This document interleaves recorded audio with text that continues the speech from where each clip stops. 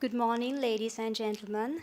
I would extend a warm welcome to each one of you who are present here today for the inauguration of ninth Ruhuna International Science and Technology Conference 2022, organized by Faculty of Science, University of Ruhuna. We are very excited to note that this year's conference will be conducted under the theme of Empowering Research in a Digitally Advancing Society.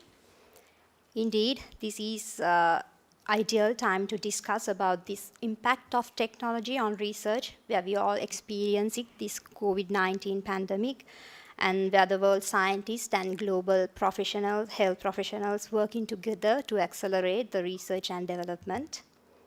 We wish to mention that the measures are taken throughout this program to adhere the stipulated health and safety guidelines during this COVID-19 pandemic. So, ladies and gentlemen, welcome all of you again for giving us the gift of your presence here this morning. This program is broadcast online, so I warmly welcome you all who has joined us virtually. Keeping in line with rich tradition and custom of Sri Lanka and giving light and positive energy to this event, I welcome our chief guest and our dignitaries to join us in the traditional lighting of the oil lamp. First and foremost, I would like to invite our chief guest, the Vice Chancellor of University of Ruhuna, Senior Professor Sujeeva Amarasena. We greatly acknowledge our keynote speaker today, Professor Saman Halgam, for this occasion, although he's joining with us virtually.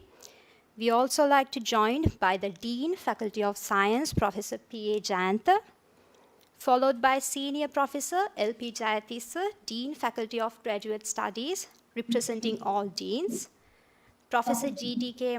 Mahanama, Head of the Physics, representing all heads. He will be followed by Senior Professor Leslie Jayasekara, representing all professors, Mrs. Senani Kalugama, Registrar, University of Ruhuna, Mr. U.A. Lal Pannila, Acting Librarian, finally, Dr. B.G.S.A. Pradeep, the Chairperson of 9th Ristcon 2022.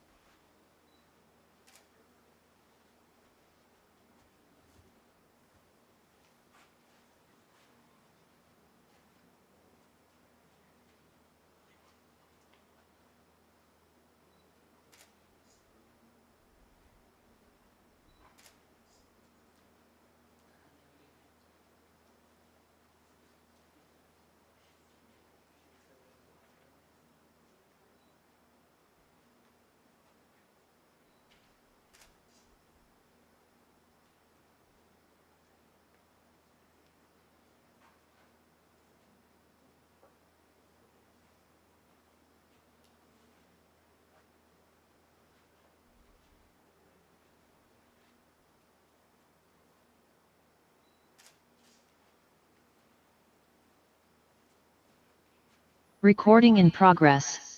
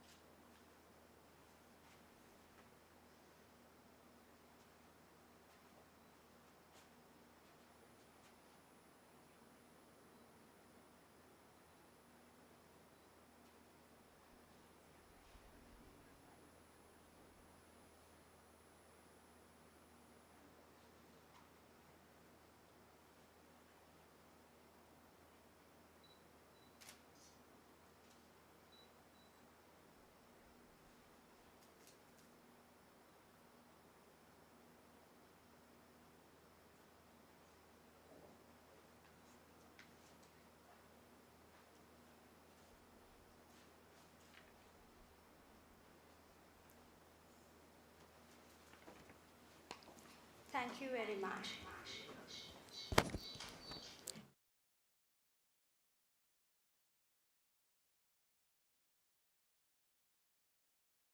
Commence the event.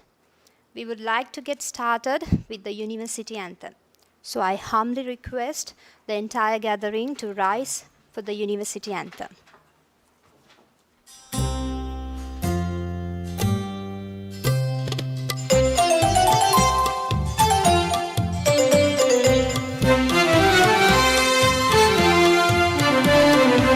බබලන සිරිලක දකුණේ නිරුවන් පිරිකල තෙරණේ පනුවන් ඔරැඳුණු පොරණේ සරසවියයි මේ රුහුණේ සරසවියයි මේ රුහුණේ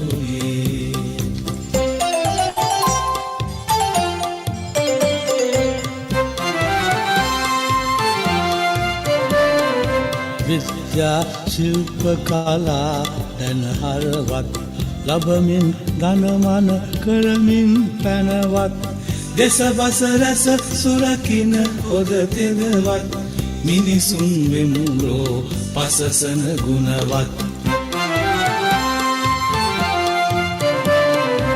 බබලන සිරිලක දකුණේ නිරුවන් පිරිකල තෙරණේ පනුවන් ඔරැඳුණු පොරණේ සරසවියයි මේ රුහුණේ සරසවියයි මේ රුහුණේ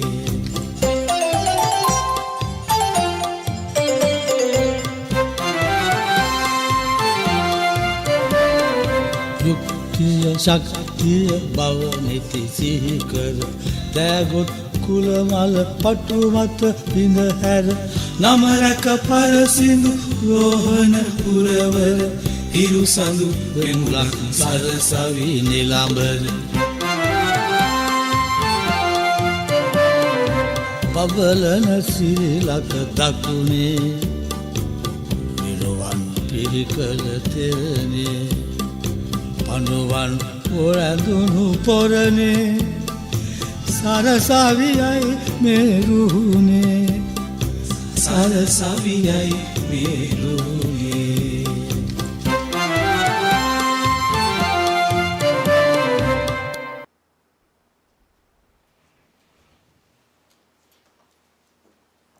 Thank you very much.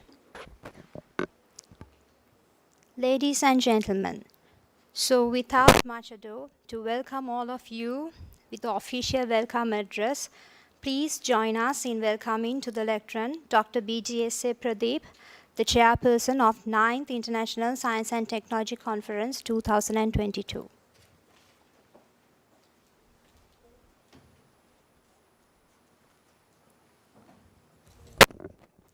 Good morning, everyone.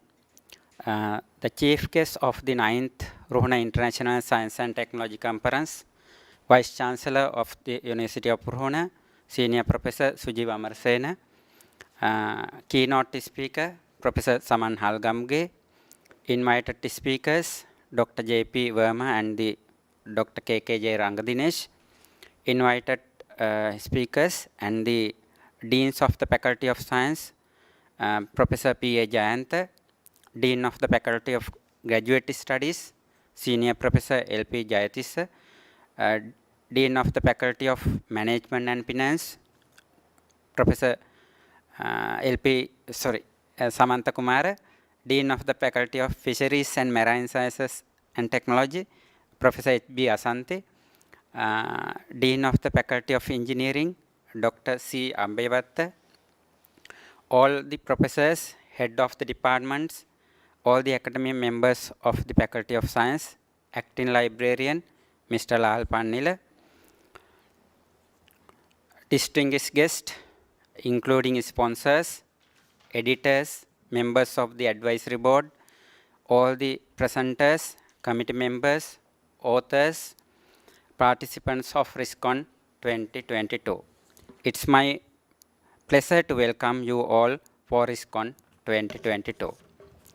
First of all, I believe that it is my responsibility to brief about the history of this conference. This conference goes back to year 2002. At that time, we start this conference. At the beginning of this conference, it was named as Science Symposium and conducted as a national annual event of the Faculty of Science. As the result of the dedication of the members of the academic staff of the Faculty of Science, in 2014, the Science Symposium was open for international participants. And the conference was named as Ruhuna International Science and Technology Conference. Since 2002, we have conducted 17 conferences, 9 national level conferences and 8 international level conferences. It has been the most valuable scholar event conducted by the Faculty of Science. In this year, we are conducting the 9th Ruhuna International Science and Technology Conference.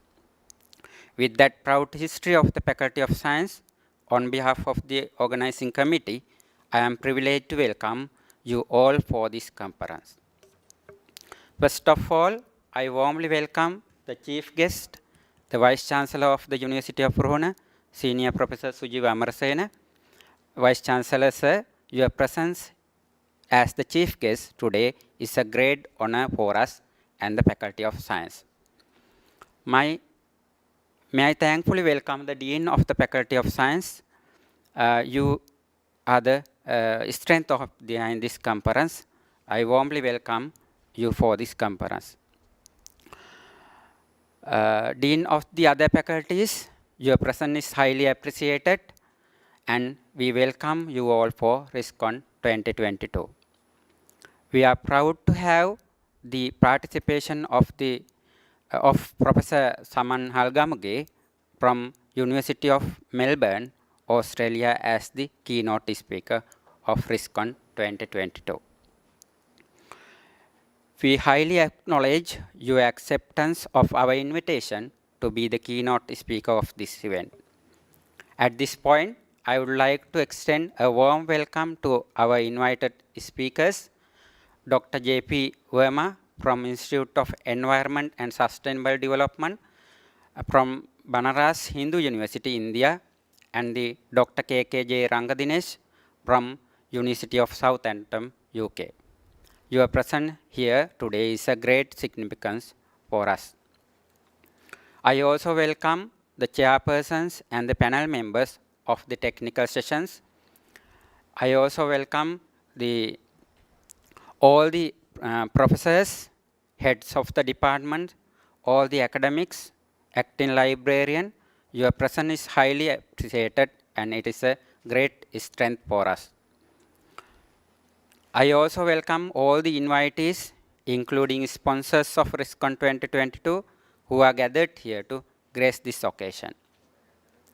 Ristcon 2022 is scheduled as a one-day conference. In this year, we received around 170 abstracts. Out of them, 140 abstracts were accepted after reviewing process. Therefore, I am very proud to have those researchers here with us as presenters of this conference. My warm welcome is extended to all the oral and poster presenters, authors, participants of this conference connected online with us from diverse places in the world. Finally, we hope that all of you will have productive, stimulating, and interesting discussions and share the knowledge and experiences in the field of science and technology during this Ristcon 2022. On behalf of the organizing committee, our wish is that you may have happy memories of Ristcon 2022. Thank you very much. Have a nice day.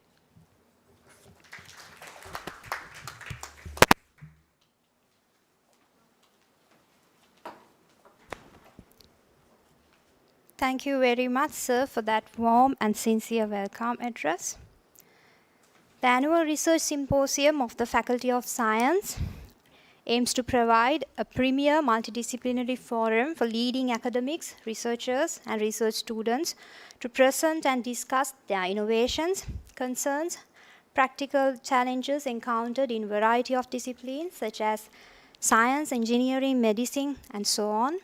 So the success of this event is a support and commitment of a large number of academics and staff in the Faculty of Science. And he is the driving force behind this event, who gave us the right guidance, assistance, and countless support to make this gigantic event this much success. So may I respectfully invite Professor P.A. Jayantha, Dean, Faculty of Science, to address the gathering.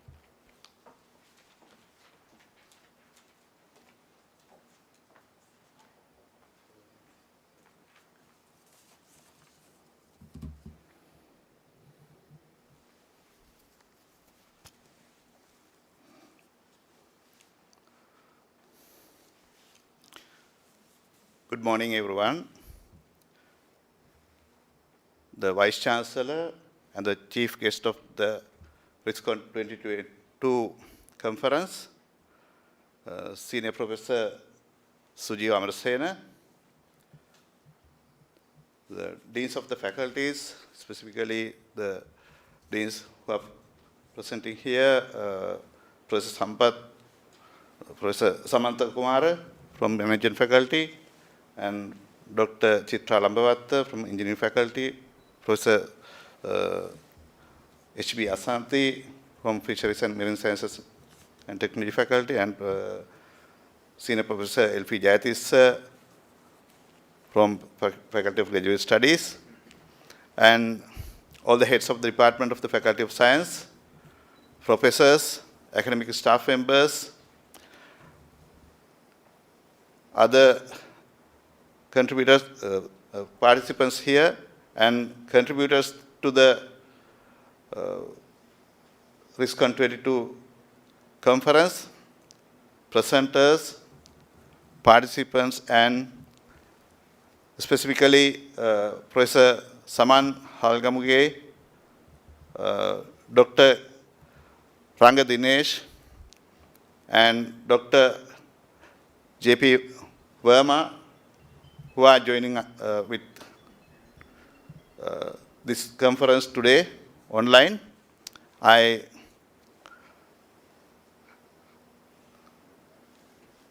request your permission for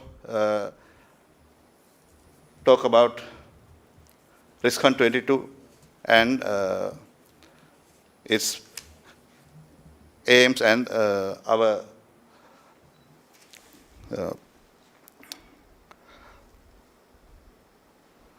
expectations through this Ristcon 22. As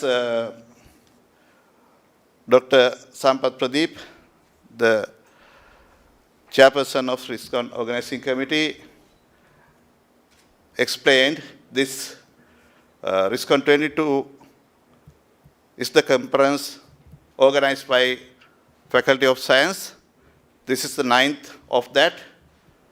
Actually, when we consider the University of Ruhuna, Faculty of Science started this research symposium as a research symposium initially. That's the very first such event in this, one of the very first such events in the University of Ruhuna. And then we converted that, the faculty converted that one into an international conference. Now, as I mentioned, this is the 9th of that. And this Ristcon has been an important event of the Faculty of Science, University of Ruhuna, in providing platform for discussing findings of researchers, practitioners, and educators from various scientific fields for more than 10 years. I'm glad to know that Ristcon 22 has received, as Dr. Sampath mentioned, around 170 submissions. That's actually, I heard that's 168 submissions were suitable for review process. And around 140 of them have been accepted as oral or poster presentations. That acceptation was done by a very rigorous double-blind review process. I must appreciate the efforts of all the authors who submitted their findings to Ristcon 22 and their willingness to share their findings among the researchers in the respective fields and the participants of the conference.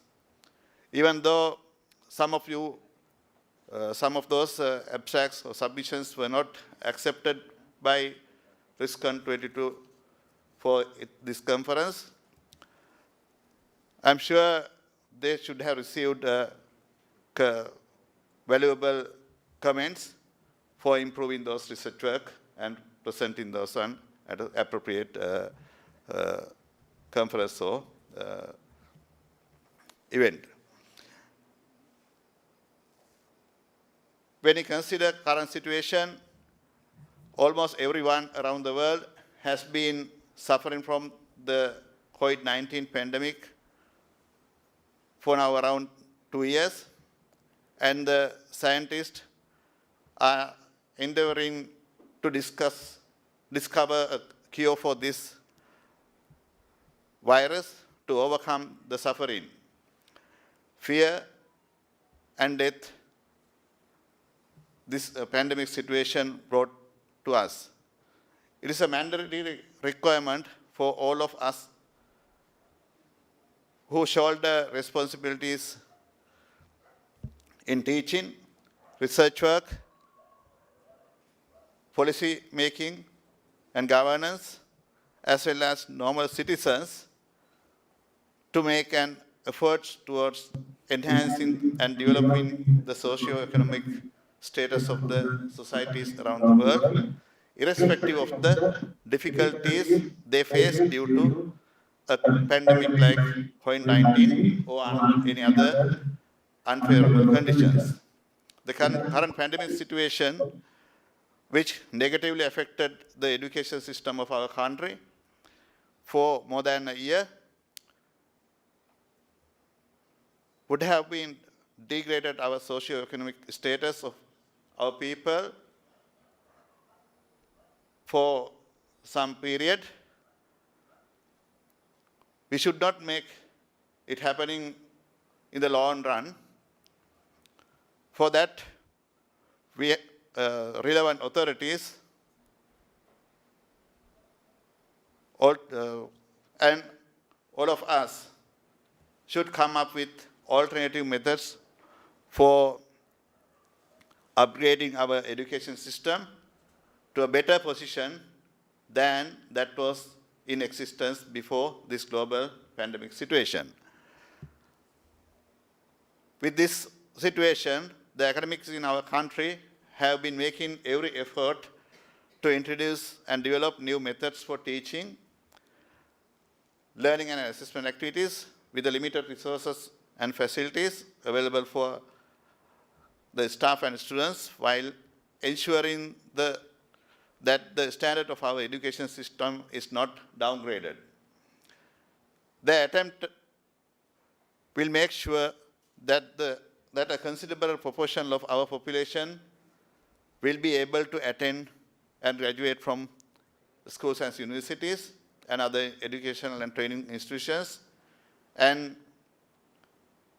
by that, our country will have a sufficient number of educated people who are intelligent enough to ensure that the country's development is not affected by the current or future obstacles. That will ultimately lead to a steady and significant growth of socio-economic level of our society. As we know, our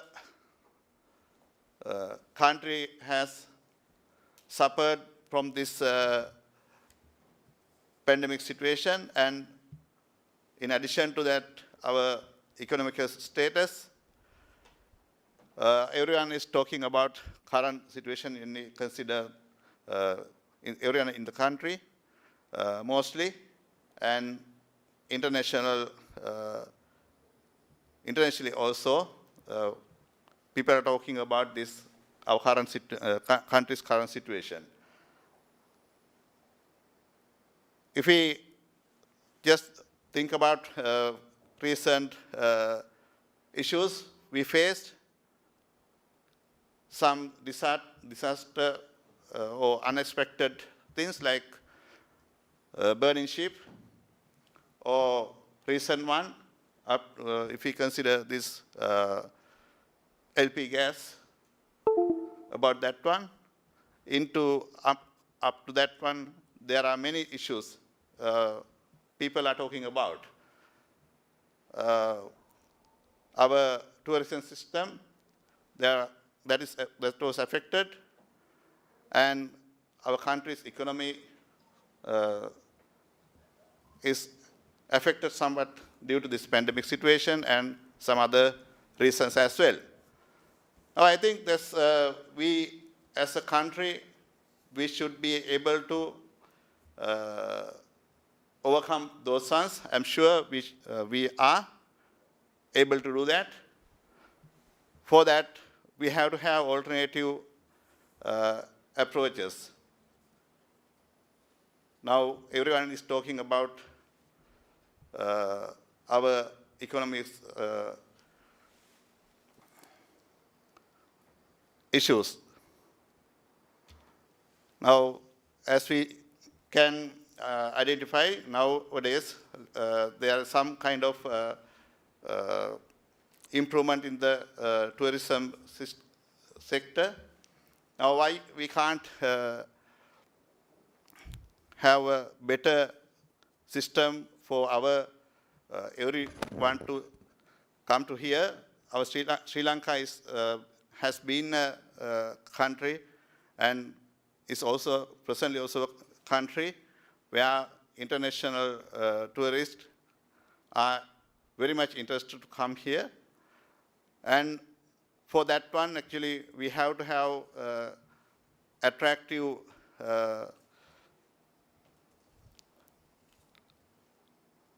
things happening here.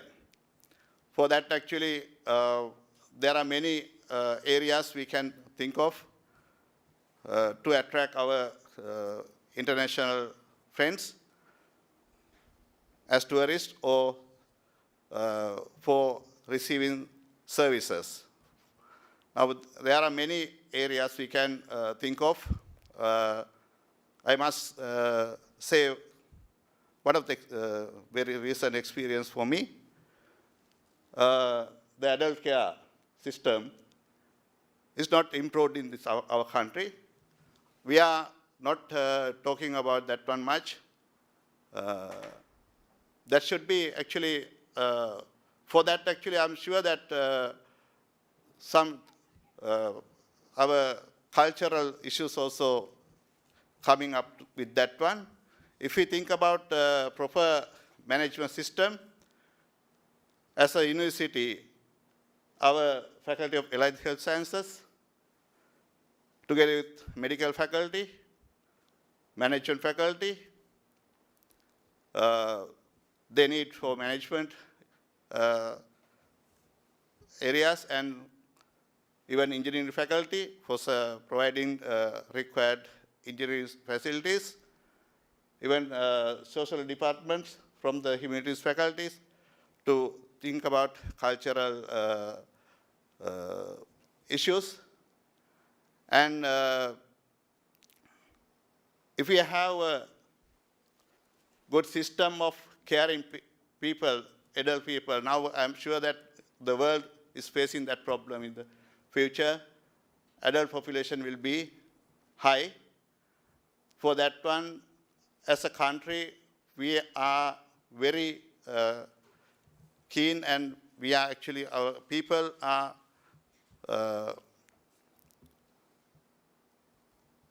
very, they have the concern of our adult people, of when we consider our people. Now that's actually that could bring into the as a kind of income generating entrepreneurial activity. If we have a well-managed system for that kind of one. Now when you consider, presently we know that foreigners are coming here for getting some Ayurvedic treatments. That's one of the attractions. Now if we consider our country's needs, as well as providing that kind of proper solutions for adult care, that will be actually a very attractive one. Because I was thinking about when we consider my experience in our other countries, we have seen that that system is there. Well, we know that is there. We can't apply that one here as it is, because that is a different culture if we consider other countries. That's why I said we have to think about our culture. We have to get together with our cultural issues and think about those cultural issues, and how can we change our people's mind to accept that kind of facilities and providing that kind of services for our adults. That is actually not only for our country, not only for our own parents or relatives. For that one, I find that the trained professionals are not here. Very difficult to find. When we consider those people, because of the lack of trained people, providing that kind of services is very difficult. I know that there are some such places in the country, but that is, I'm not sure whether those are up to the required standard. Now, if we can think about our cultural values, and we know that we, as a country, a long history we have. In that history also we find that our people are very friendly and very helpful to each other, and visitors or any outsider, they treat well when they come to their house or their village or wherever. That's our country's culture has that kind of experience, and we can utilize those ones and make, if we have a proper system, there are a lot of areas to identify there and address there. That should be improved, and for that one, actually, that cannot be done by a single person or some one entity. That's why I said we have to have some kind of good programs to have better trained people for that kind of providing that kind of services. That's one of the. Actually, I was thinking about that kind of once very long ago.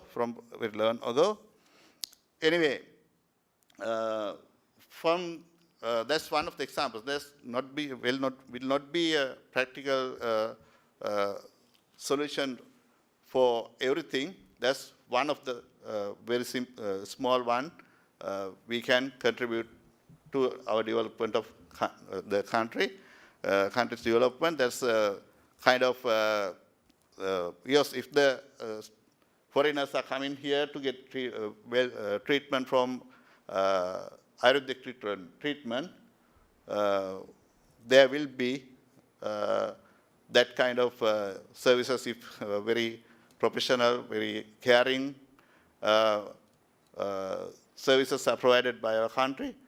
That will be attractive for our visitors also to the country.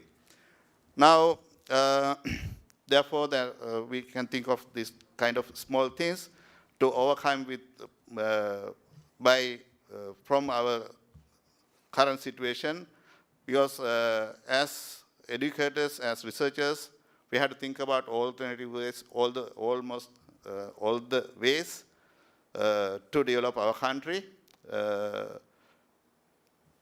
come up with the solutions for our current economic problem. That's a small, very single thing will help in every way that is needed these days. Anyway, Ristcon 2022 has been organized with the theme of empowering research in a digitally advancing society. That's a theme. To provide a premier multidisciplinary forum for leading academics, researchers, research students to present and discuss their innovations, concerns, practical challenges encountered, and the solutions adopted in their fields under the current context of our country. I wish that the conference like Ristcon will be a platform for our researchers to share their scientific knowledge and new findings with a special focus towards the development of the country in every aspect to overcome the current struggling situation around the world. Organizing this kind of conference is difficult and very responsible task, especially under this current pandemic situation. Therefore, I would like to convey the gratitude of the Faculty of Science of the Institute of Ruhuna to the organizing committee of the Ristcon, led by its chairman, Dr. B.G. Sampath Aruna Pradeep, and for their creative, effective, and untiring efforts for making this hybrid mode conference a reality. I hope that all presenters and participants would have productive and fruitful discussions during the conference and enjoy the humanity and the kindness of our community of the Faculty of Science, University of Ruhuna, even though this is conducted through online mode of communications. I wish you all a very successful and fruitful conference today. Thank you.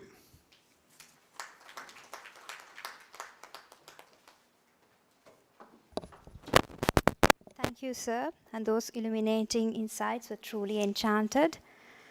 Coming up next is much awaited item on the agenda.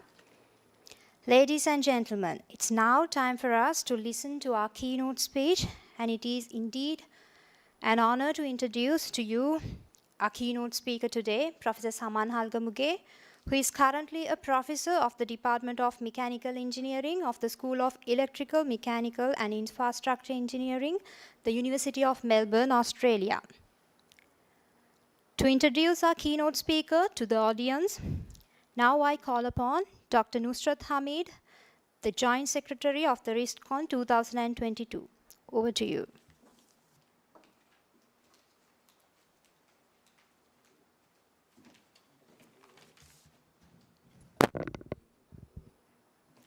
Thank you, Dr. Lakshika. the Vice Chancellor, University of Ruhuna, the Deputy Vice Chancellor, Dean, Faculty of Science, the Deans of other faculties, professors, academic staff members, distinguished guests, ladies and gentlemen. I have the privilege to introduce to you the 9th Ruhuna International Science and Technology Conference, Ristcon 2022 keynote speaker, Professor Saman Halgam. Professor Saman Halgam received the BSc Engineering degree from the University of Moratuwa, Sri Lanka, and Master's and PhD degrees from the Technical University of Darmstadt, Germany. He's currently a professor in the School of Electrical, Mechanical and Infrastructure Engineering, the University of Melbourne, Australia. He is a fellow IEEE and a distinguished guest and a distinguished speaker on computational intelligence appointed by IEEE. He served as Director, Head, Research School of Engineering of the Australian National University and a member of Australian Research Council College of Experts for Engineering, Information and Computing Sciences. His research interests are in AI, machine learning, including deep learning, optimization, big data analytics, and their applications in biomedicine and engineering. He is a highly cited expert in his field and he is listed as one of the top 2% cited experts for AI and image processing in the Stanford University database. Up to now, he has published his research work in more than 300 research publications that includes 174 journal articles, 102 conference papers, 6 books, and 10 book chapters. He has also delivered over 50 keynotes at international and national conferences. According to Google Scholar, he has over 11,700 citations. He has supervised 45 PhD scholars to completion. That includes 20 students from Sri Lankan universities at his research groups at University of Melbourne and Australian National University. Further, he has held honorary professor appointments at universities of Colombo and Peradeniya, as well as in universities in India, Indonesia, China, Singapore, and Malaysia.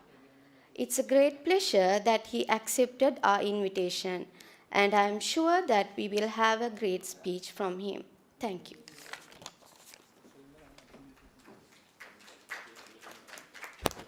Thank you, Dr. Nusrat. Ladies and gentlemen, with such a shimmering and outstanding set of achievements, it's my honor to invite our keynote speaker, Professor Saman Halgamuke, to address the gathering, and he will be joining with us today virtually via Zoom. Thank you very much for the kind invitation, and good morning to you in Sri Lanka. Can you hear me? Can someone on the chat give me a signal that you can see my slides and you can hear me? Yes, we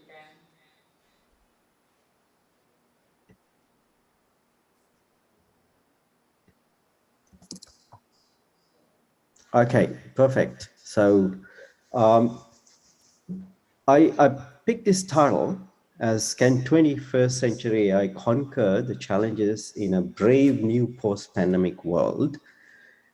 Hoping that by this time we will be talking about post-pandemic world, but as you know, it's still going on. So today I'm in a city called Sydney here in Australia, in a hotel room, and we have quite a lot of going on with the pandemic here, with the Omicron variant, and hope that it will not hurt Sri Lanka too much and when it arrives, unless it is already arrived. So, but there will be a post-pandemic world, there will be changes, and how do we change ourselves with it is probably the underlying theme of my talk. And so the first I thought I would put this picture and this is University of Melbourne. And maybe I should also mention that Dr. Nusrat Hamid was in my group as a PhD student a few years ago. And so this is University of Melbourne, and this is the Melbourne City. So it's very, very close to Melbourne City. And of course, I mean, this is highlighted, but the rest of the place is also quite green, actually. So now my talk, and about half of my talk is about very reasonably general. But then towards the end, I get a little bit technical, but I try to be as general as possible because I know the audience here is quite diverse. So what do you expect from a post-pandemic world? So that is probably the first question. And it's some of these things are not if, but how. So if means if we have a choice, right? But how means we do not have a choice. So we need to figure out how do we survive. So there will be environmental and health related emergencies coming up, and it will happen. So what we need to do is to react quicker. So this is a global problem. It's not just a problem of Sri Lanka or Australia. So it's a global problem. And so we need to find out how do we react quicker. So the best example is with the pandemic, if there are new variants coming up, can we actually adapt our vaccine quicker? Do we still have to wait for 1 year for a new vaccine to come up? So what about in 5 years' time, we have another something like this happening? It can happen. So can we get our processes quicker so that we will be prepared? So we will be living in a new normal. There is no doubt about it. Okay, and an experience that we are getting right now inform us to be prepared for it. And that is true for all technologies and also for the research I do. So now I put this here to you. Creating digital twins supported by AI will be crucial in the new normal world. Why am I saying this? So digital twin is a replica of a real thing on a computer. It's a model. So reasonably accurate model. And it is an avatar if you want to see from a movie perspective, right? So now why is it going to be so important? I'll try to explain that as we go. And have you heard about metaverse? And have you heard about this thing called Second Life that existed for about 10 years, where we can actually create our avatar? And this is more like entertainment at the moment. But maybe it becomes a lot more mainstream than entertainment. Even I am not there physically to talk to you today, right? I'm trying my best to give you the experience of a live keynote by interacting with you. And it seems to work technically to some extent, right? So now, how do we actually get this digital twin technology to help in the new normal world? So digital twins are talked about at the moment, and for machines, robots, driving, various type of physical things, as well as humans. So humans means more like let's say a job, a manager. Can we create a digital twin of a manager? Okay, can we create a digital twin of a dean of a faculty? So the human digital twins, as well as these physical objects, digital twins. So we are talking about this huge scale model that we try to build in a computer. So from technology perspective, we do that, especially in engineering and sciences. We do that to try out something. For example, if we have a physical model or mathematical model of a virus, we can work out how this virus could evolve, right? And as an AI researcher, I would even go further and I would say, I would like to interrogate the intelligence of a virus. If I can call that, because virus is not alive, as most people would agree. And that is again our definition.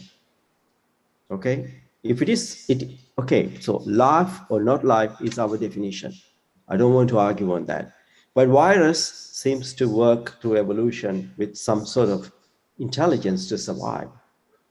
We understand to some extent how it evolves, but can we actually get specifically to the inner intelligence of these sort of viruses, and can we actually use that in a digital twin to predict what would be its next move, right? What would be the next variant most likely to come up? You will not be surprised to hear that this is already happening in a common flu virus. This is why we get an injection, a flu injection every year. And that is a prediction of how the common flu virus, influenza virus, could evolve next year. And then they prepare the injection that people could get if they want to protect themselves from flu, especially relevant in countries where there is strong winter. Okay, so now digital twin technology is something that we need to keep a very close eye on. And then, of course, the relationship between AI and the digital twin technology is significant in the post-pandemic world. Now, I go back a little bit to talk about this very common theme. Maybe you have heard about this, and it is explained using a basic principles of human psychology, and that we are basically trying to replace ourselves one way or another. So not only us, we try to also replace other living species through our activities. I mean, this is explained through our history, and but we invented fire. So did we eat before we invented fire? We did. So who did the work of the fire in our bodies? And it was done inside our stomach. Okay, so part of this stomach's function is replaced by fire. And the wheels, that's the mobility. Then we don't have to walk that much. And the radio, the sound production, camera and TV. So basically we are trying to attempt to interact with our ears, perhaps not replace, but maybe replacing some of that. And the sensors and actuators, they all are part of this process. This is how we hear from human psychology perspective of what we are doing, the technological advancement. It's quite exciting to hear that view. And even the PC and laptop and all these computers, microcontrollers, GPUs, and they're all trying to replace human brain. Not replace, but maybe just mimic. But then internet, that is our, what is internet doing? That is even going further, right? That's something new. So Internet of Things is another concept, which is again almost a reality in many situations. And in Internet of Things, what we are trying to do is somewhat related to this digital twin idea. And we are going towards a fully automated world where objects will act like us and even be better than us. Well, I mean, doesn't mean they have life, but they can communicate, they can interact with us. They are somewhat intelligent because we provided them with some intelligence using our smart software and hardware. And they can sense the world and communicate with each other. I mean, today we have fridges that communicate with the door, right? And the air conditioner that communicates with the rest of the house. All right, and so now, so we are heading towards a different world, and we were already even pre-pandemic with Internet of Things, but this will intensify post-pandemic. And so, of course, it's more like a wish, ideally, and all these objects with some intelligence which communicate with each other would behave well and don't do anything nasty and always listen to the humans. And that, of course, if the humans have good intentions. So now I don't want to go into science fiction, but that is where we are heading. So IoT-enabled future world, this is how I envisage, this is how I see it. So in the older world, and 20 years ago, we taught our students, and there are sensors in objects, sensors are there, and there is a decision making and control in the middle, and they are connected. And then there are actuators and objects, and these decisions are transferred to actuators and objects, actuators in objects, so that we can actually take some action. And for our decision making and control, we use existing data and knowledge. We probably access high performance computing. And all these were connected with arrows, one-way or two-way arrows, okay? For example, existing data and knowledge, part of that is regulatory changes. If the government changed the rules on fertilizer, for example, okay, and we go on the organic fertilizer. So that is existing knowledge, and that should inform our decision, right? And is connected through arrows. That was previously, but now it is very different, because we all are embedded in this blue sea, and that is the connectivity, right? When the decision is made for organic fertilizers, rightly or wrongly, and we don't have to take decisions here. And before we actually take decisions, once a policy change is made, and people already know what is going to happen, right? They're taking action. So it's the flow is gone, right? Because it's highly connected world. And an amazing things happening is, if there is a new sensor being developed and there is a matching motor actuator being developed, okay? And if there is a change in high performance computing, there's a new GPU-like clusters, and then new algorithms are created to make use of them. So they're happening in parallel, it's happening a lot faster. So this is partially already here, okay? So this is also a reality in post-pandemic world, and that will help us to intensify some of our solutions to these two major emergencies that we will be facing: environmental emergencies, the floods, the fires, tsunamis, and there's a one here not far away from where I'm standing, and also health emergencies like the pandemics and various other things that is coming on our way. Okay, so now I'm going towards a little bit towards the technical side of my talk. And so AI has a huge and important role to play in this new world. And I will call this 21st century AI, because this is the AI in this century. And as we have very good starting points. We have deep learning, and that is a very structured way to model the human brain or mimic the human brain with the large structured networks, and that would process, that would use very sophisticated computing machines to process algorithms that we thought were never possible, right? And during my PhD long time ago, I had an algorithm developed, and I calculated in order to run it properly, and you have to run it for about 200 years using the computers. So I'll be dead by the time I get the results. So I couldn't do a PhD based on that algorithm. But now you could run it in maybe six hours on a GPU machine. So things have changed that way, that fast. So and I have these two words, supervised and unsupervised learning. So in AI, the major part of research that I do are focused on learning.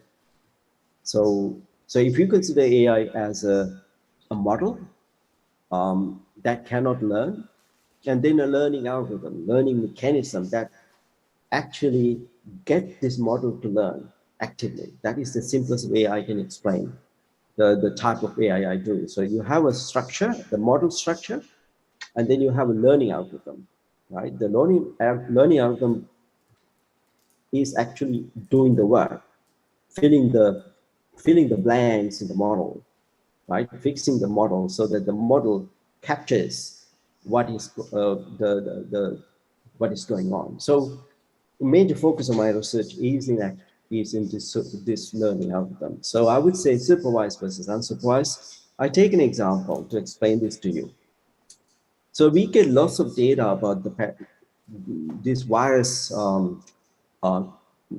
the various variants of the virus, okay, Omicron and, alpha, beta, gamma, whatever they are. So how do we know the next variant is already there, right? Of course, there are so many new variants. Most of them are harmful at the moment, other than Omicron. Even Omicron is less harmful, as people say. But how do you actually detect them?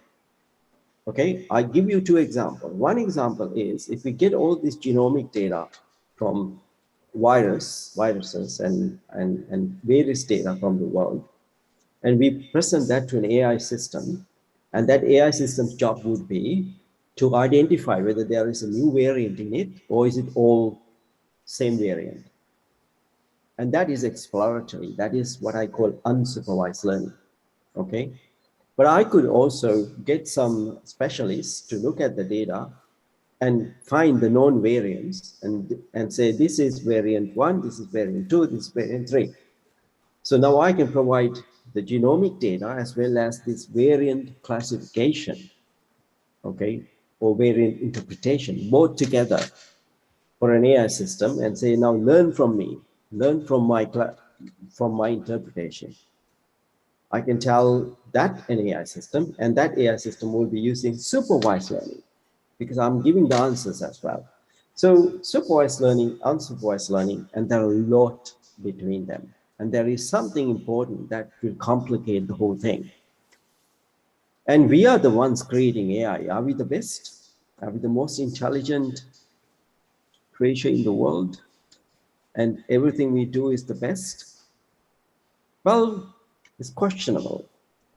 So one example here is what we can see is what we understand. What are our limitations? Do we visualize things correctly?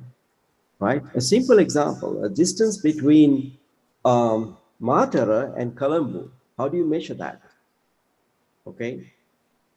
If you take the flying distance, helicopter lifting up from Ruhuna Science Faculty and heading towards Colombo without diversions, and that is the flight distance. That is what we call Euclidean distance. But if you take a car and get to the highway and then heading towards Colombo, and that is a different distance. Okay, it's not Euclidean distance. So now, mathematically, there are various distance measures. I come back to that.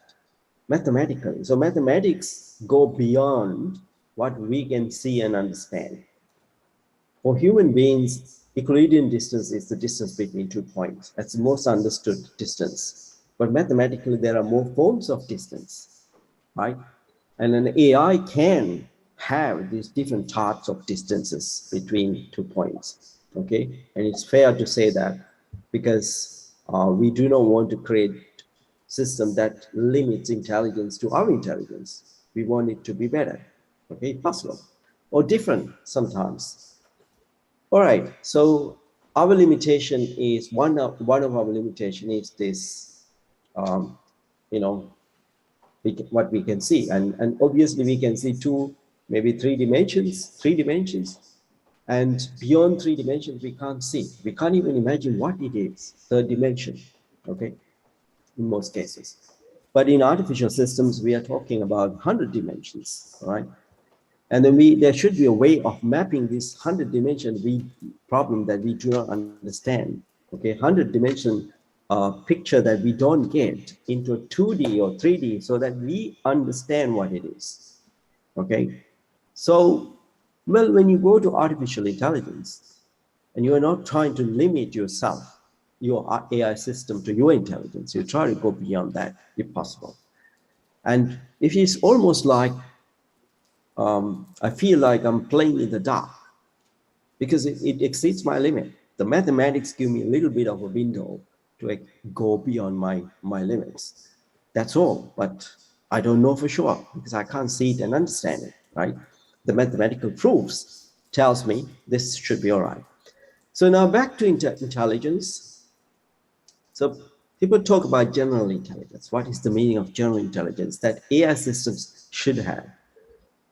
Well, it's actually very hard to define what the intelligence is, because it's also relative to us, the way we define it.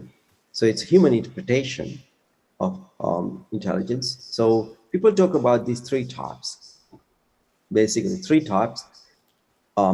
Analytical intelligence, I think all in this room should have it, plenty of, because that is why you passed the exams and became, lecturers, students, even enter the University of Ruhuna or any other university, and you must have analytical intelligence, plenty of it. Academic problem solving and computation ability. And then if you go and look at the arts world, the musicians, they must have lots of creative intelligence to get there, imaginative, innovative problem solving, okay?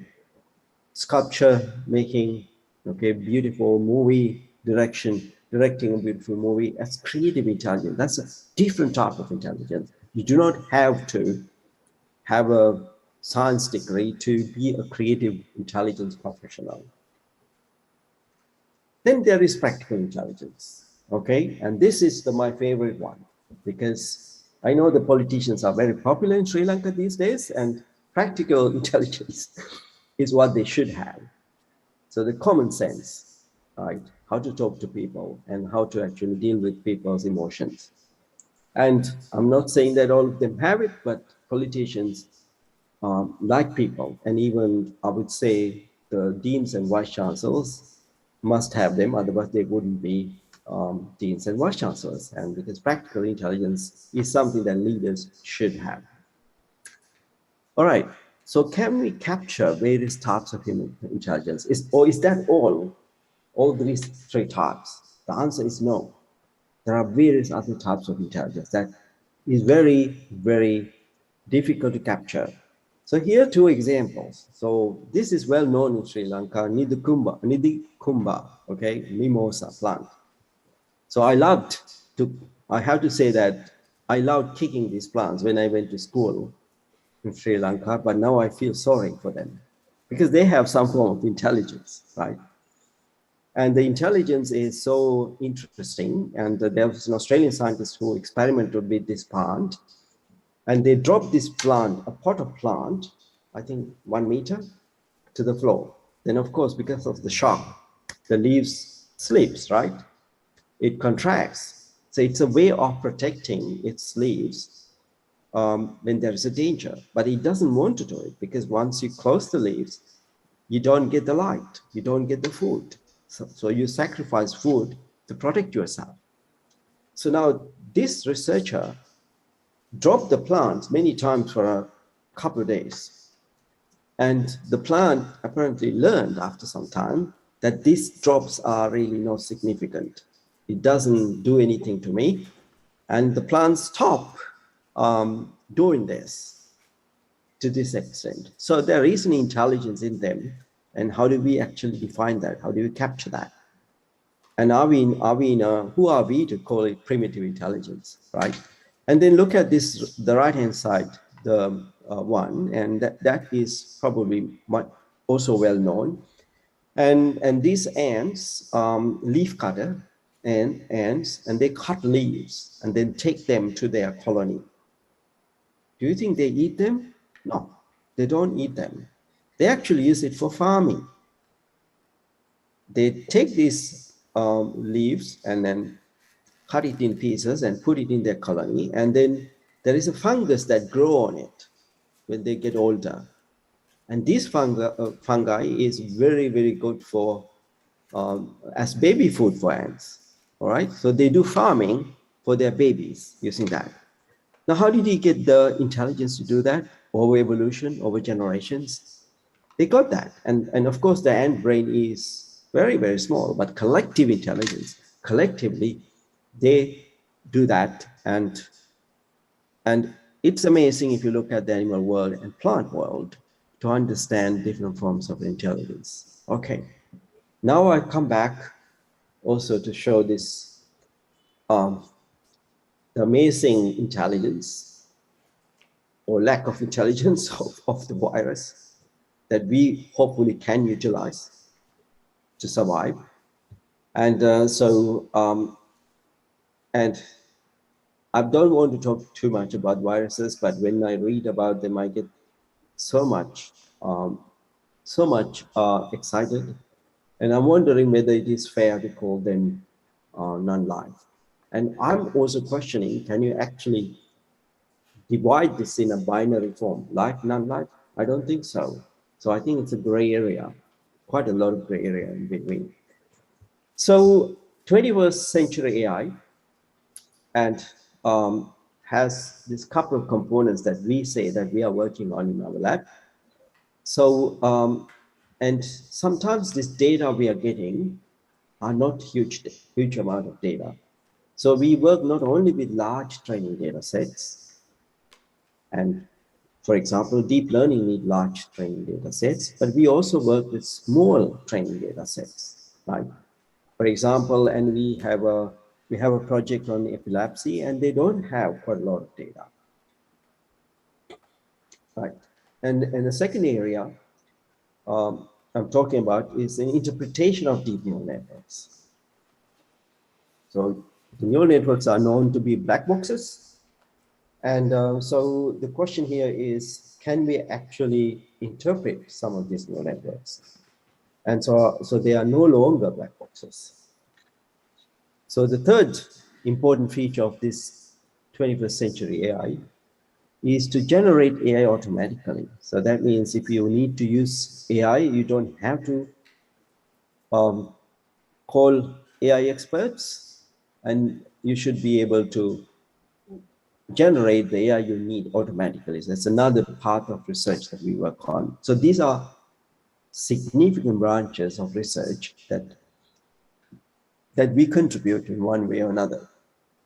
And this is very, very important for us, the last one, the incremental or continuous learning. Because in a situation like in pandemic, or even this tsunami going on in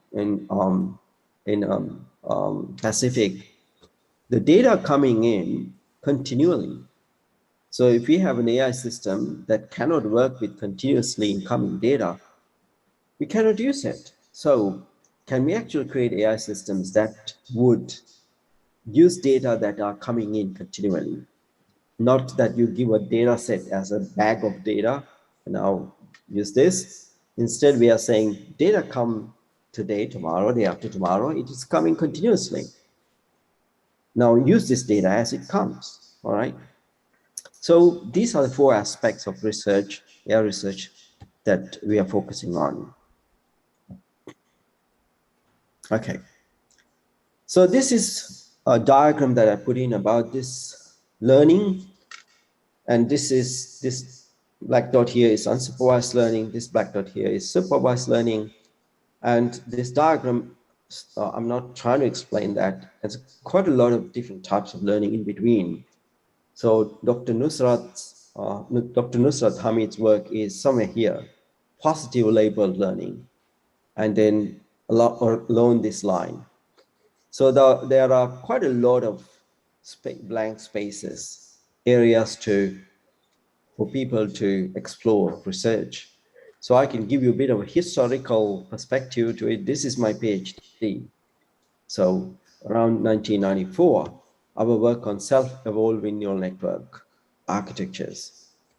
So this is my first kind of paper or two that presented these ideas. And from 1999, I worked on similar things on unsupervised learning, and then the other AI methods like GANs, and which are, in my view, kind of unsupervised. And now we are increasingly also work on this method called neural architecture search. So it's a historical perspective about the work happening in my lab. And so if you want to read about it, this overview of this work we're doing, and this is keynote I gave few months ago in Indonesia, and so this is in IEEE Explore, and I think it's about 2 or 3 pages. You can go to IEEE Explore and search for it, and it was published in 2021. Okay, so I'm talking about this 21st century AI as a diagram, so a graph. So this is actually the y-axis of the graph. So here in this purple dot is the current status of AI, mostly black box. For example, conventional neural networks, they are black boxes, all right? And so I'm just looking at the time, okay. And then what we are talking about here is the human interpretation. It goes up, up, up, up, okay? Linguistic interpretation is the best interpretation that we understand. So we want an AI model that can be understood by us, but currently we can't, right? If it is data-centric AI model and it automatically train itself from data, and it's a black box. And how do you change that? How do we change it so that we can understand, we can linguistically interpret it, okay? So that is this axis, right? So this is what I call low-level interpretation. That means the neural network or AI system can be understood mathematically, maybe statistically, maybe as a physical model, mathematical model, differential equation. I call it low-level because it is not as friendly as a linguistic interpretation, okay? But there is huge, huge benefits of having this interpretation. Okay, so I mean, if you are familiar with fluids in physics research, now Navier-Stokes equation and so on, and or Lotka-Volterra equations in related to biology, and their differential equations or non-differential equations, doesn't matter, but can we actually understand in terms of a known mathematical model the AI system? So that's a low-level interpretation. It has huge advantages in science and physics and biology. And this is a high-level interpretation. Can we understand the AI in terms of linguistic interpretation or as a picture? So one of the postdocs in my labs generated a pictorial representation. That's a sky, how cloudy the sky could be by looking at the weather data. So we don't have a picture of a sky, but we have the solar radiation for a certain city, and then use that solar radiation to create a picture of the sky, okay? Can we understand linguistically, pictorially, in a high level, what is this intelligence that the AI system actually use? And so, and now I'm going to talk about the x-axis. So this is the same purple dot, the manually created, the norm current AI. They're mostly manually created. They're not automated. In the x-axis, I'm talking about automatically creating AI, okay? Can we generate AI automatically without manually putting it together, as we do today, most of the time, okay? Yes, we can.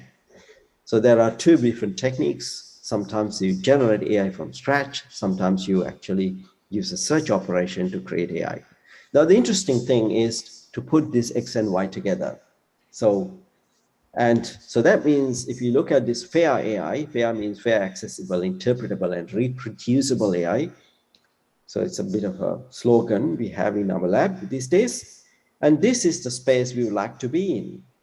We would like to have AI that are automatically generated. We would like to have AI that has some interpretation, either low level or high level. Okay.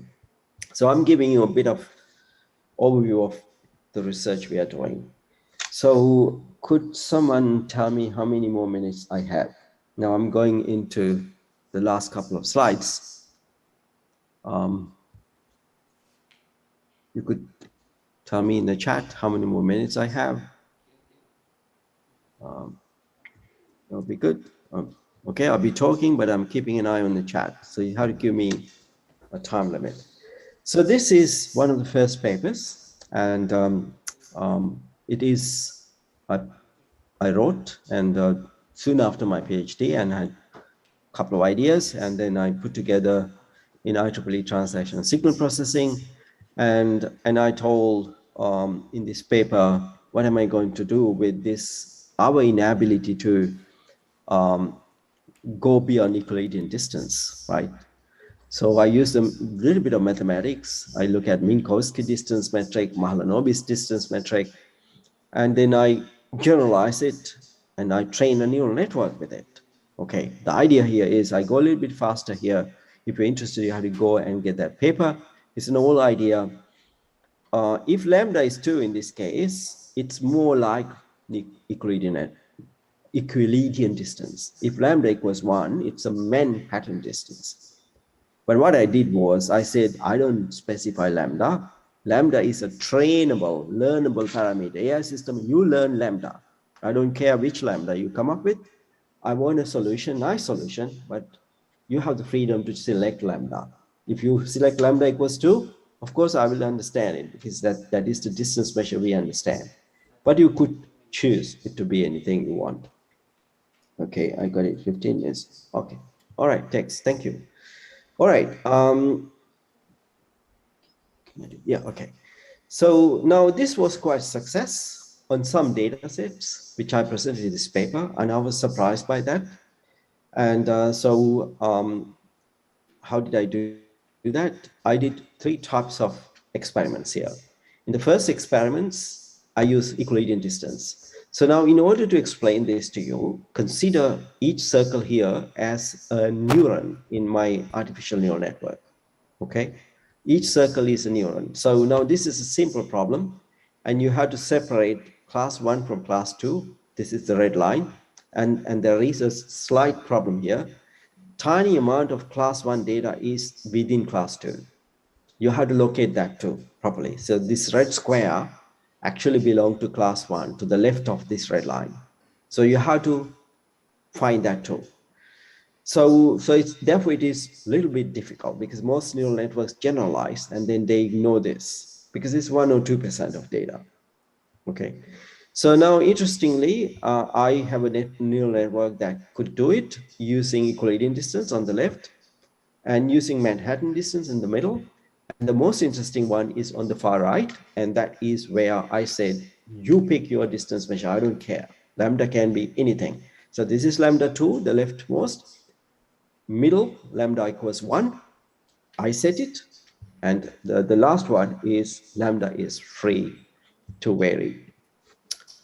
Okay, so that is a quite interesting work, and I can summarize the result we got there. And the best performance was when I said, you pick whatever the lambda you want. That means I ignore the human way of understanding it. Okay, so what is the distance between Colombo Airport and the Ruhuna University? I ignore the flight distance. I ignore the distance through the highway or road distance. And I say, you figure out what will suit my problem. And it creates a distance on its own, mathematically correct distance, of course. Otherwise, you can go zigzag. That won't work. So mathematically allowed framework to pick the distance you want and a parameter to do that. So, and this work is our newest work. It should be actually 2021. So, and this is a continuation of our work on unsupervised learning. And what this work does is something quite interesting. And but let me try to explain that slowly. So this is a well-known data set, a benchmark. It's called MINIST data. So handwritten characters. This is only an example. I mean, we actually saw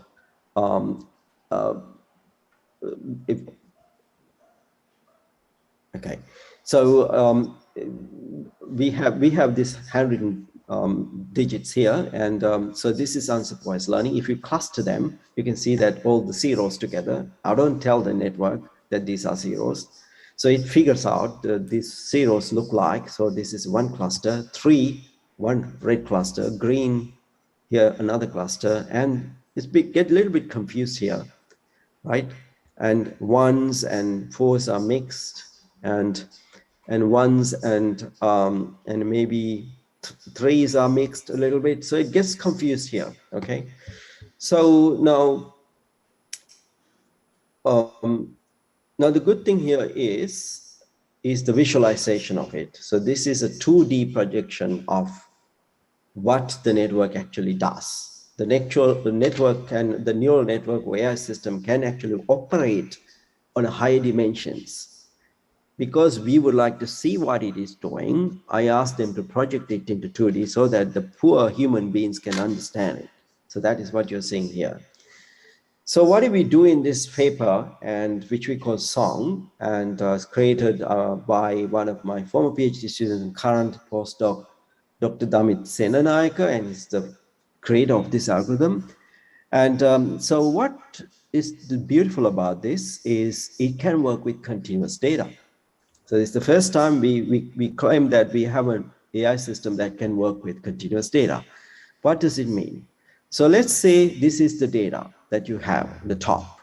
So you have, let's say these are pandemic data. Let's say that, okay? So pandemic variant 1, green, blue pandemic variant 2, and the light green pandemic variant 3. Okay. Now, few days later, we have new data. So we add this new data and we look at it again. That is B. We are happy because it's the same variant, same 3 variants, okay? And we call it homogeneous increment. That is easy because there are no variants, new variants. But in heterogeneous increment, and there is a new variant, which is marked in red, it's in C, okay? So now what we have claimed here in this new work is that we can actually deal with homogeneous and heterogeneous increments because we really do not know when new data comes in from the pandemic. We have no idea whether there's a new variant in or not. Okay, so therefore we have to have a AI system open to both options. So that is what this method is claiming to deliver. It was published in IEEE Transactions on Neural Networks and Learning Systems. And I think I will probably not go into this. This is, you can read in the papers, sorry. And it can actually deal with both options. And here is some evidence, but I think I'll leave it for you to, if you're interested in, I'll leave it for you to look at. And this is a comparison with other methods. It's all from the paper and demonstrating that we are actually the best when it comes to continuous learning. And I think I will go to my last slide. And so I am doing some acknowledgement here. And so my research is mostly funded by the taxpayers in Australia. So Australian Research Council, or ARC, 19 grants. And NHMRC is the body for supporting health-related, medicine-related grants. And so I work a little bit with Indonesia. And there are also philanthropy foundations. MND stands for Motor Neuron Disease Foundation, funded a grant. And industry, so Gene Biosciences is a company founded by my former student, and he's a very, very wealthy company now. And they're funding our research, of course. And one of my students got this Google USA award recently, and we work quite strongly with IBM Australia, Robert Bosch Germany, POSCO Southeast Korea. So POSCO is a steel manufacturing company.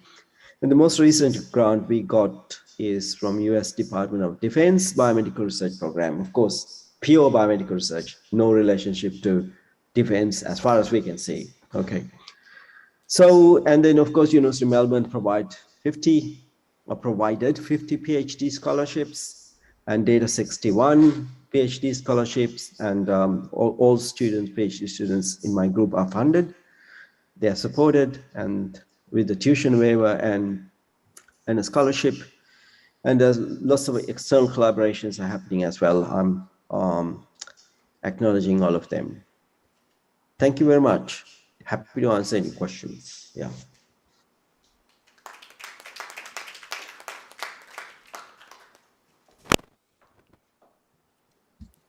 That was Professor Saman Halgam, he was talking about, can 21st century AI conquer the challenges in a brave new post-pandemic world?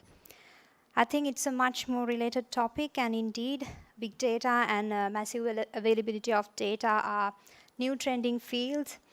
But the point is how to get some remarkable outcomes by analyzing those data with less cost. So thank you very much, sir. And on that note, ladies and gentlemen, let's now appreciate our keynote speaker, Professor Saman Halgam. And to do so, I respectfully invite Senior Professor Sujeeva Amarasena, the Vice Chancellor of the University of Ruhuna, to symbolically give away the token of appreciation to Professor P.A. Jayantha, Dean Faculty of Science, University of Ruhuna.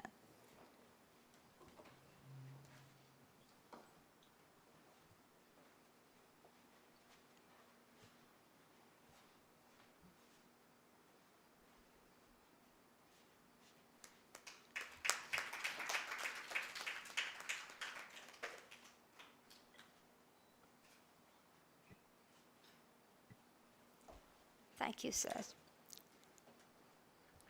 Next, the highlights of today's proceedings is the address by the chief guest.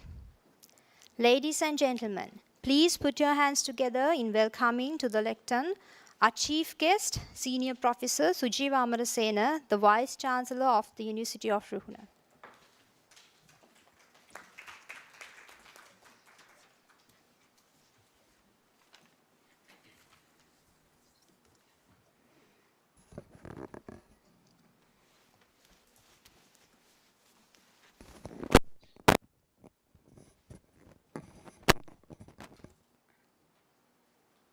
Good morning to all of you. Dean, Faculty of Science, the host faculty of conference, Deans of Faculties of Engineering, Fisheries and Marine Sciences and Technology, Management and Finance, and Graduate Studies, Senior Professors, Head of Departments, those who are joining us online, Professor Saman Halgam, Professor J.P. Verma and Professor Ranga Dinesh, our keynote speakers. Ladies and gentlemen, let me first thank the organizing committee, the chairperson, Dr. Pradeep, and everybody else for inviting me to be the chief guest on this occasion of the 9th Ristcon conference organized by the Faculty of Science, University of Ruhuna. Certainly, organizing an event like this is not an easy task. And as we were informed that there were 168 submissions of free papers, it would have been a hard task to go through all that and select 140 odd papers for presentations either on orally or on poster. So let me congratulate while appreciating the hard work of the organizing committee and the Faculty of Science and those who helped them in the background for doing this under very trying conditions still in the pandemic officially, although we are probably slowly improving but still unpredictable situation in the country. In that background, I must say I was able to listen to one of the very complicated keynote addresses by Professor Saman Halgam. I did understand some of those, certainly, although I am not a very good reader of computer work. But I think I did understand how things are going to move and how things would be in this world over the next 10 or 25 years. And I am sure I will be happily retiring when it happens. Yes, I think the theme of this conference, the digitalization, the challenges under the pandemic, innovations and also challenges in research, all that theme that encompasses all challenges, and I think also with opportunities. Covers a very large area of work in our day-to-day life. I'm sure a Dean, Faculty of Science, did mention some of those. To me, research would give information. And today, information is power. I have no doubt about that. In the entire world, there must be one center in this world where they probably have information about every individual living on this earth. All of us. So they have, that is huge amount of power. Information is power.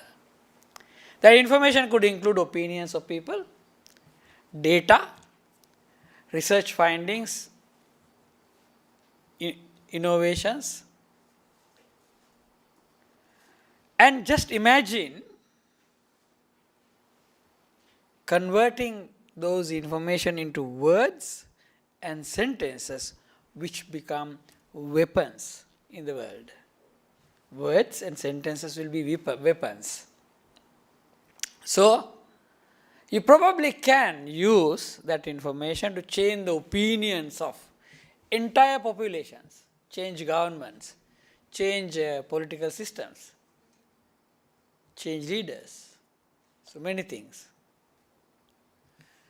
Perhaps one day, even to change approaches and strategies in a cricket match or a football match or a rugby match with players and captains and coaches.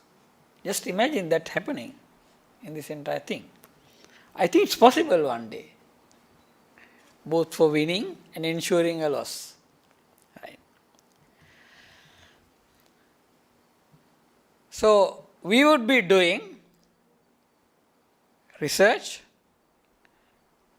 using technology today under the current pandemic situation to generate information and evidence and to create the future of the world and probably manipulate everything that happens in life in the way we want it to happen.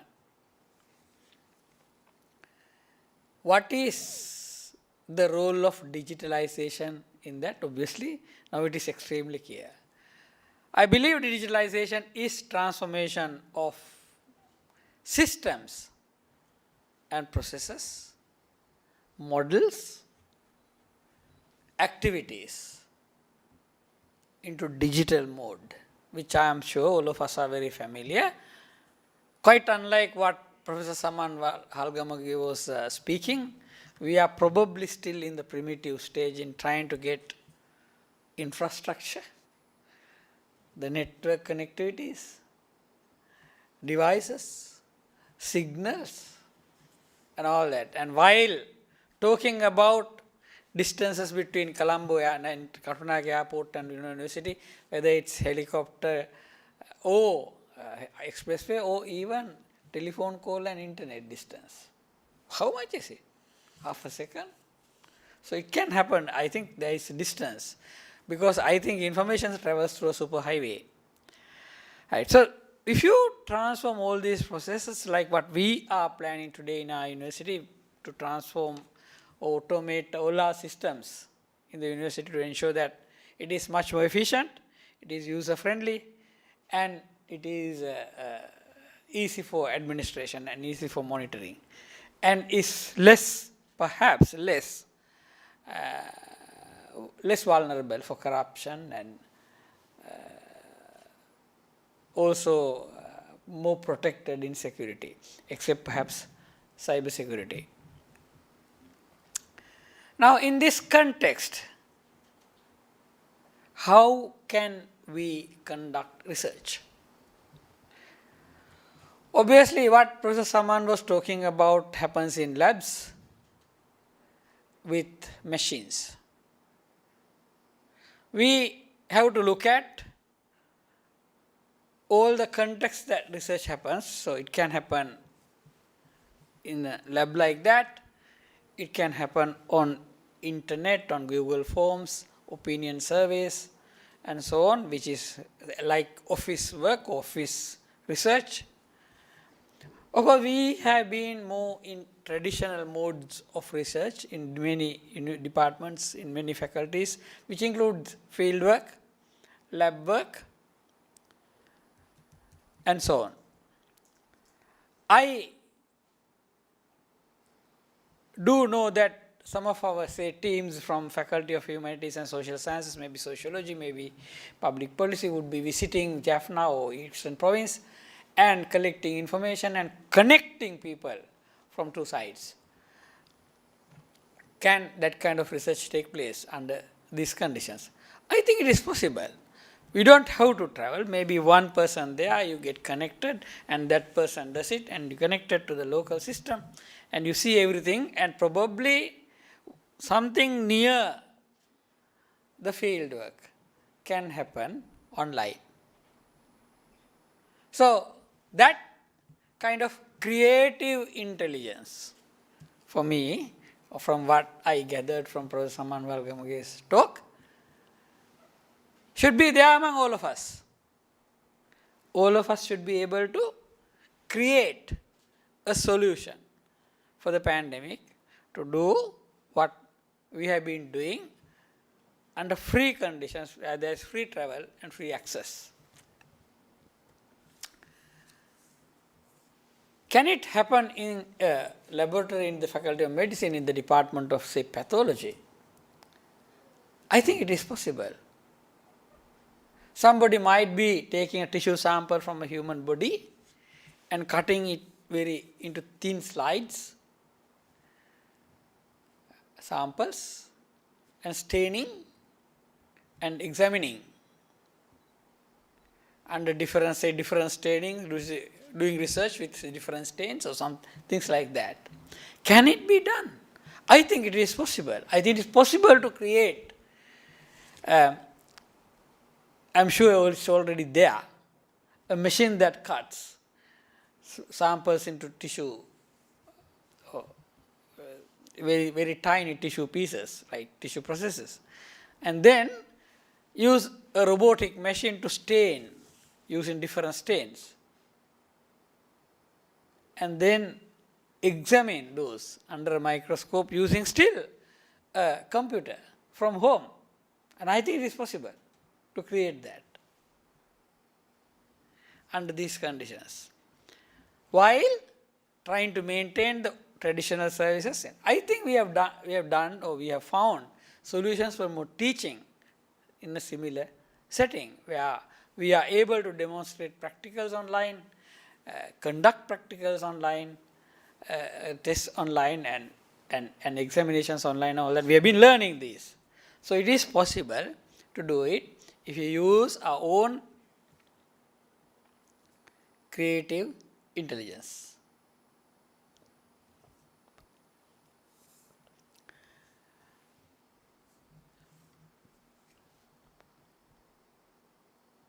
What will we miss? I think we will be missing some parts of our life. Maybe close physical interactions would be lost for some time. Could we become more artificial people, so-called, say, autistic, no communication whatsoever, you just go and you don't recognize your academic colleague in the department one day over 10 years of period if you go on doing that, if they continue to wear the mask especially. And you probably will lose all your human relationships. Nobody would be knowing whether somebody's father is dying or mother is dying or somebody is sick or not sick. So all these will have failures and successes. And I think those will be the challenges. And transforming a civil society that is more traditional, more say friendly, more culturally rich, into a different format of a civil society which is driven by machinery and artificial intelligence would be a huge transformation which will have both adverse and good consequences, impacts into in our lives. So we need to manage that transformation well so that we don't lose our cultural or inherited value systems. And I think that's what's probably happening in some societies today, where people are giving up, look, no mask, no thing, no vaccine, we're just going to go out, we're going to move out with people, go and have parties, and ultimately even prime ministers ending up in notice centers apologizing. Right. So I think that's what's going to happen to civil societies if things go on for a too long period. So we will probably have a lot of opportunities to create in the pandemic with digitalization and the transformation. And when we face challenges and challenges successfully with our innovations and research. So we really need to ensure that we don't lose the other half or other side of life.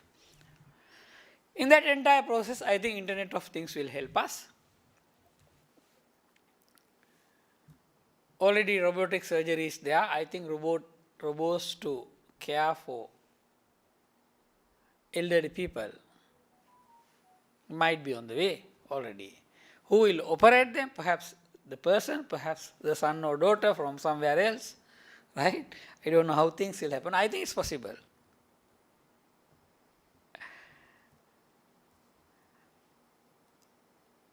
What are the other issues that Sri Lanka would be facing, or say University of Ruhuna would be facing, apart from basic requirements like IT infrastructure, upgrading systems?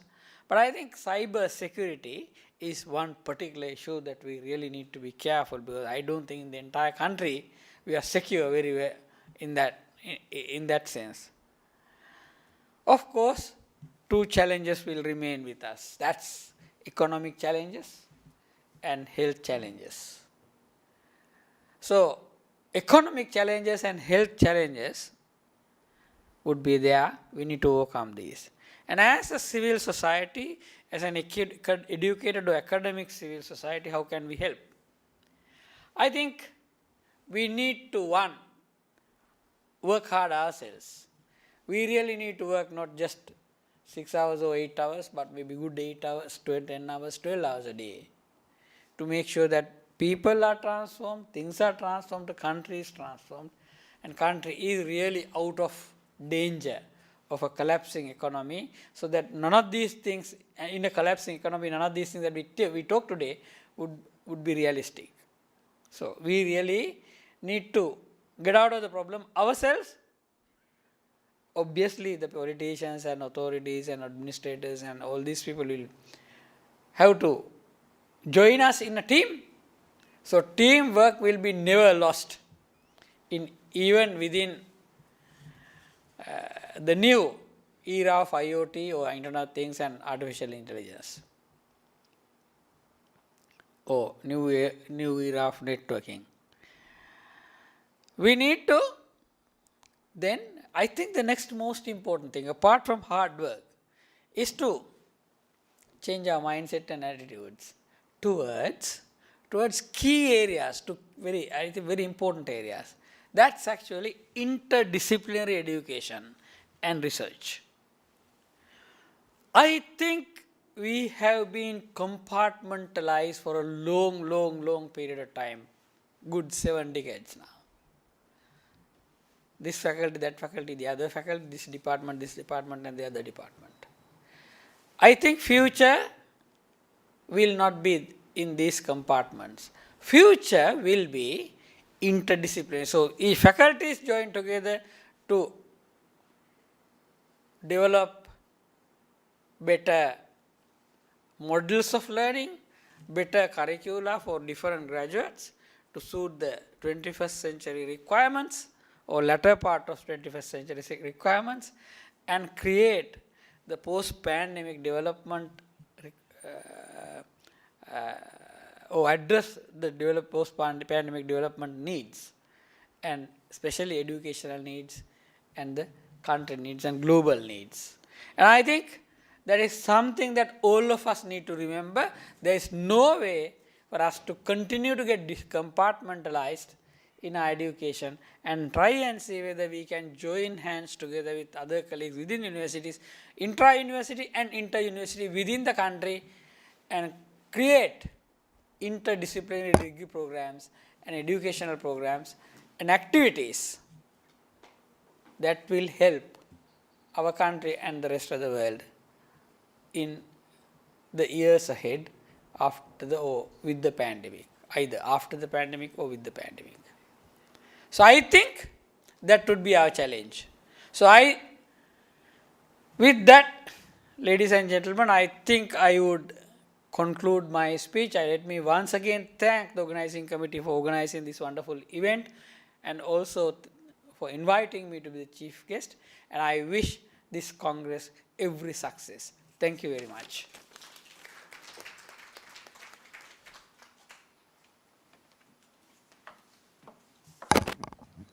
Thank you very much, sir. We are indeed delighted that you took off time from your time, busy with your busy schedules, to be here and therefore to present a token of appreciation. I would like to invite Professor P.A. Jayantha, Dean, Faculty of Science, University of Ruhuna, to present the token of appreciation to our valued chief guest, Senior Professor Sujeeva Amarasena, the Vice Chancellor of University of Ruhuna.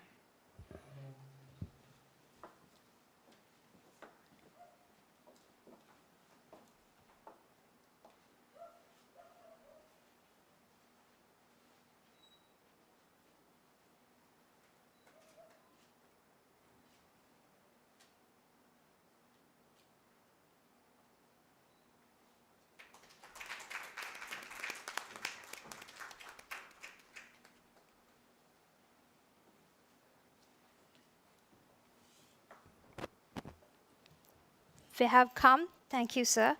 We have come to the tail end of today's inauguration ceremony. The Ristcon 2022 is a result of a number of individuals joining hands with us, and now it's time to appreciate all our sponsoring partners and who all helped out in numerous ways. So may I cordially invite Dr. M.S.K. Kodikara, Joint Secretary of the Ristcon 2022, to deliver the vote of thanks on behalf of the organizing committee. Thank you. Good morning, everyone. Our chief guest, Senior Professor Sujeeva Amarasena, Vice Chancellor, University of Ruhuna, Professor P.A. Jayantha, Dean, Faculty of Science, University of Ruhuna. Our keynote speaker, Professor Saman Halgam, School of Electrical, Mechanical and Infrastructure Engineering, University of Melbourne, Australia, and all the distinguished invitees of Ristcon 2022. It is such an honor for me to get the opportunity to thank you all dignitaries. On behalf of the organizing committee, Ristcon 2022, I extend a warm welcome to the people in the gathering. I would like to express my gratitude to all esteemed delegates of the conference for their presence and contribution to make this conference a great success. This is a challenging time for all of us due to the pandemic. Therefore, Ristcon 2022 had been organized as a hybrid conference for the second time. We have organized the inauguration ceremony physically with limited number of invitees, while the technical session will be held online. As the Joint Secretary, Ristcon 2022, I would like to take this opportunity to extend my heartiest gratitude to all who have support to make this event a reality.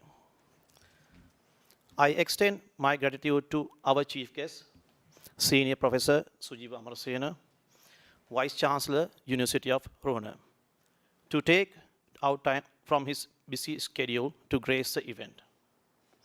We are highly appreciating your leadership, encouragement, and extensive support offered to make this event success. Next, I am eminently thankful to Professor E.P.S. Chandana, Deputy Vice Chancellor, University of Ruhuna, for providing his immense support to make this as a successful event. Furthermore, I would like to express our profound gratitude to Professor P.A. Jayantha, Dean, Faculty of Science, University of Ruhuna, for his leading supervision and inspiration at every point of the event. With a deep sense of appreciation, I am so thankful to our keynote speaker, Professor Saman Halgam, School of Electrical, Mechanical and Infrastructure Engineering, University of Melbourne, for accepting our invitation despite your busy schedule and sharing your valuable thoughts with us on the topic of can 21st century AI conquer the challenge in a brave new post-pandemic world. Further, my sincere thanks go to plenary speakers, Dr. Jayaprakash Verma, Senior Assistant Professor, Institute of Environment and Sustainable Development, Banaras Hindu University, and Dr. Rangadinesh Korlage, Lecturer in Energy Technologies, University of Southampton, who will be sharing their work and opinion at the conference delegation in the afternoon session. It is great pleasure to say thank you to all members of Advisory Committee and the Editorial Board for their enormous support and guidance during the organization of this event. Furthermore, I would like to extend my acknowledgement to all the internal and external reviewers for rendering their valuable comments in time and help to improve the quality of papers present in Ristcon 2022. I will be failing in my duty if I do not underline a very important role played by all authors and participants from various backgrounds. Without you, this conference would not have been a reality.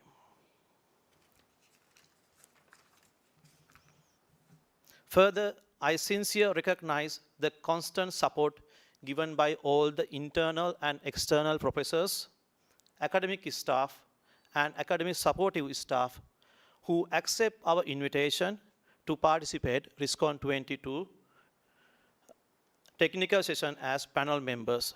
Thank you very much. All this would have been impossible without the financial support given by our sponsors. We recognize Bank of Ceylon, Nippon Paints Private Limited, and Cedric Project with gratitude their significant contribution. Next, I am extending my deepest thanks to acting librarian, deans of the faculties, heads of the departments of University of Ruhuna, for kindly grace this event with your presence. I also extend my thanks to all academic staff, academic supportive staff, demonstrators, non-academic staff, and students of the Faculty of Science, University of Ruhuna, for their tremendous dedication throughout this event. In addition, I must be thankful to Photographic Society, Faculty of Science, media team, maintenance unit, suppliers, and finance branch for their support to make this as another successful event of University of Ruhuna. I'm also thankful for the administration in general for rendering us with all possible logistic support towards organizing this event. Well, an event of this dimension cannot happen overnight and needs meticulous planning and execution and eye for detail. The wheel started rolling months ago.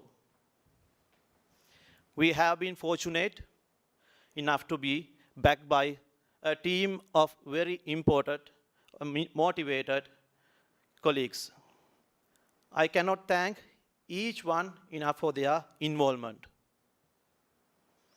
They have shown us and the willingness they have expressed to take on the completion of the work beyond their comfort zone. So, I mention my deepest sense of appreciation and would place on my record hearty thanks to all the members of organizing committee Ristcon 2022. I once again want to state that we are grateful to all the distinguished guests present here accepting our invitation. Finally, I believe Ristcon 2022 will become a great platform for the young scientists who have joined us to share and exchange their knowledge and innovations. Once again, I thank all for your cordial cooperation. Have a great day. Thank you.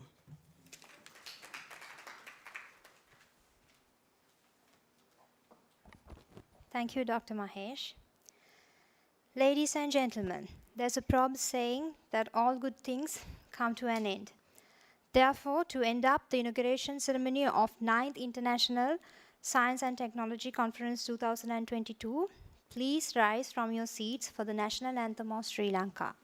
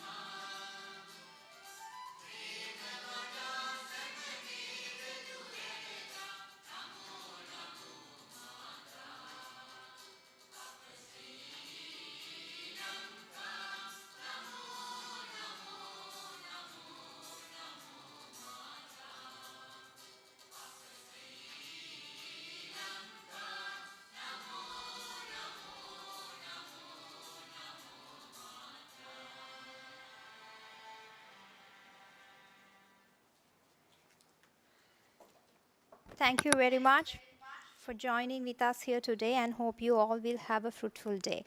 Please also be noted that the first half of the technical sessions will be starting at 11 a.m. and you can join all the sessions virtually. There will be 2 plenary sessions at 2 p.m. by Dr. Angadinesh Kahadakoralage and Dr. Jayaprakash Verma, followed by post-technical sessions at 2:30 p.m. Thank you once again for your presence and good luck.